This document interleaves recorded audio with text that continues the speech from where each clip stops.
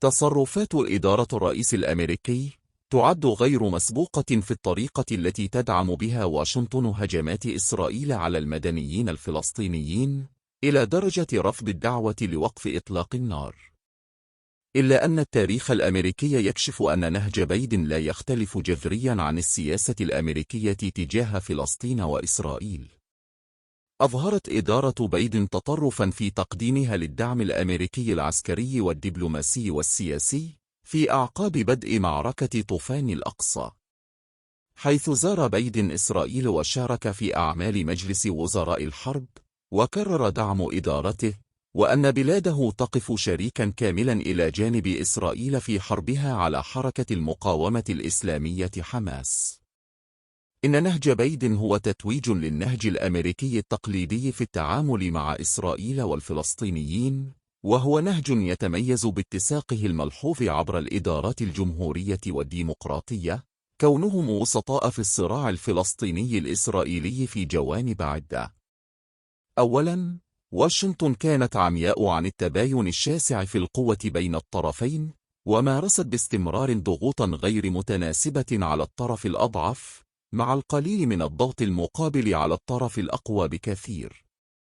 ثانياً، كانت الولايات المتحدة لا تهتم في الديناميات الداخلية للسياسة الفلسطينية، وفي الوقت نفسه غالباً ما بنت سياساتها الخاصة حول السياسة الإسرائيلية، وتراجعت باستمرار أمام القادة الإسرائيليين. ثالثاً، أن الولايات المتحدة كانت لا تنظر إلى حقيقة تحويل القادة الفلسطينيين إلى شركاء سلام مناسبين لإسرائيل، مما أدى إلى تآكل شرعيتهم السياسية وتفتيت السياسة الفلسطينية، وظهور جماعات المقاومة ضد إسرائيل، وعلى رأسها حركة حماس. إن تجاهل واشنطن جاء نتيجة ضغوط السياسة الداخلية الأمريكية والعلاقة الخاصة مع إسرائيل، والتي لها جذور تاريخية عميقة تعود إلى وعد بلفور والانتداب البريطاني. وإن اختلفت حجم العلاقة الأمريكية الإسرائيلية على مر السنين ومن إدارة إلى أخرى، إلا أنها تبقى موجودة دائما. كل من إدارات ترومان وأيزنهاور وكندي رفضت التعامل مع مسألة تقرير المصير الفلسطيني، حيث أذعن الرؤساء الأمريكيون لرفض إسرائيل إعادة أي لاجئ فلسطيني منذ عام 1948، وهو ما سمح للرئيس جونسون بإنكار وجود مشكلة اللاجئين الفلسطينيين، مع توسيع مبيعات الأسلحة إلى إسرائيل ومنع الإجراءات التي تعارضها إسرائيل في الأمم المتحدة. خطة إبقاء الفلسطينيين خارج العملية الدبلوماسية خلال إدارات نيكسون وفورد وريغان هو جهد قاده كيسنجر برفضه التعامل مع منظمة التحرير الفلسطينية لأطول فترة ممكنة. أثبت كارتر أنه الاستثناء من هذه القاعدة، ولكن كانت يداه مقيدة إلى حد كبير بأفعال إسلافه. ونتيجة لأطروحة كيسنجر القائلة بأن ضعف منظمة التحرير الفلسطينية سيكون نعمة للسلام والاستقرار، فقد شهدت المنظمة انخفاضا في شرعيتها بين الفلسطينيين، وفقدت القدرة على السيطرة على الفصائل الفلسطينية المختلفة، مما مهد الطريق لارتفاع الهجمات ضد إسرائيل وظهور حركة حماس في أواخر الثمانينيات القرن العشرين.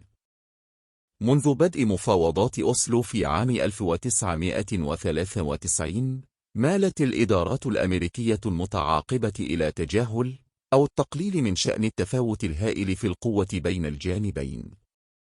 وتجاهلت واشنطن أن العلاقة بين الإسرائيليين والفلسطينيين ليست علاقة صراع فحسب، بل علاقة احتلال تسيطر فيه إسرائيل بشكل مباشر على حياة ملايين الفلسطينيين.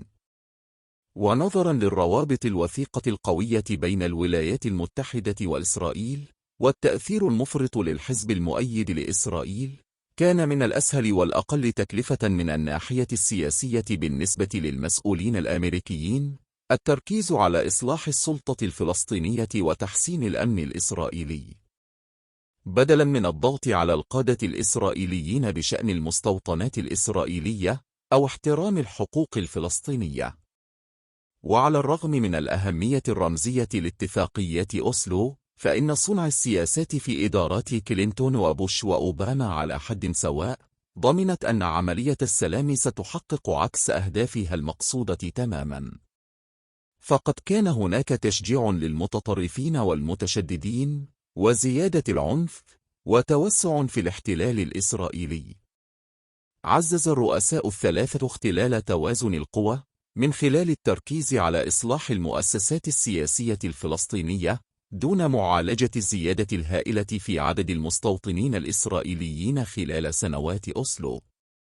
واكتفوا بالتنديد ببناء المستوطنات، وادعوا أنهم يدعمون قرار الأمم المتحدة رقم 242، بينما كانوا يثيرون ثقوبا فيه من خلال اختراع ثغرات للسماح بالنمو الطبيعي للمستوطنات. وزاد الثلاثة من الضغط على القيادة الفلسطينية للامتثال للمطالب الأمريكية والإسرائيلية، مع التقليل في الوقت نفسه من قيمة هذا الامتثال، مما ساعد على زيادة تآكل شرعية السلطة الفلسطينية واستبعاد بعض الفصائل الفلسطينية من المفاوضات. إن القادة الإسرائيليين تمكنوا من الإبقاء على الاحتلال إلى أجل غير مسمى، ولم يشعروا بأي ضغوط للتفاوض لتغيير الوضع الراهن في أوقات السلم. وفي خلال فترات تصاعد العنف، كان القادة الإسرائيليون يفتقرون تماما إلى الإرادة للدخول في مفاوضات، كما أن تزويد إسرائيل بحوافز اقتصادية وعسكرية وسياسية لا حدود لها تقريبا لم يجعل قادتها أكثر استعدادا لتقديم تنازلات، بل سمح لهم هذا بتحمل تكاليف الاحتلال.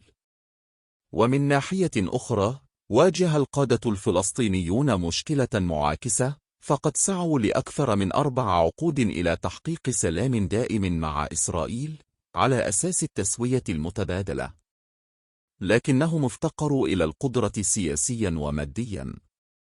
لقد استثمرت الولايات المتحدة كثيرا من الوقت والمال والجهد في السعي لتحقيق السلام الإسرائيلي الفلسطيني وحل الدولتين، ومع ذلك فإن المحاولات الأمريكية للتوسط لإنهاء الصراع باءت بالإخفاق مرارا وتكرارا. ويكمن في قلب هذه الإخفاقات عاملان حاسمان: القوة الإسرائيلية والسياسة الفلسطينية. وفي نهاية المطاف تعثرت جهود صنع السلام الأمريكية نتيجة عدم رغبة واشنطن في مواجهة الاحتلال الإسرائيلي المتعمق بالأساس. وربما كانت إدارة الرئيس السابق ترامب الأكثر قسوة على الفلسطينيين بوقفها تمويل وكالة غوث والاستغناء عن مصطلح الاحتلال وإنهاء التمثيل الدبلوماسي الفلسطيني في واشنطن. وما تبع ذلك من نقل السفارة الأمريكية من تل أبيب للقدس والاعتراف بها عاصمة موحدة وأبدية لإسرائيل، إلا أن تصرفات الرئيس الديمقراطي الذي سبقه قد مهدت لذلك. فقد كافأ أوباما إسرائيل بأكبر حزمة مساعدات عسكرية أمريكية في تاريخها عقب توقيعه الاتفاق النووي مع إيران في 2015. إلا أن ما فعله بايدن في دعم العدوان الإسرائيلي على المدنيين بقطاع غزة يفوق أي دعم سابق تلقته إسرائيل على مدار تاريخها.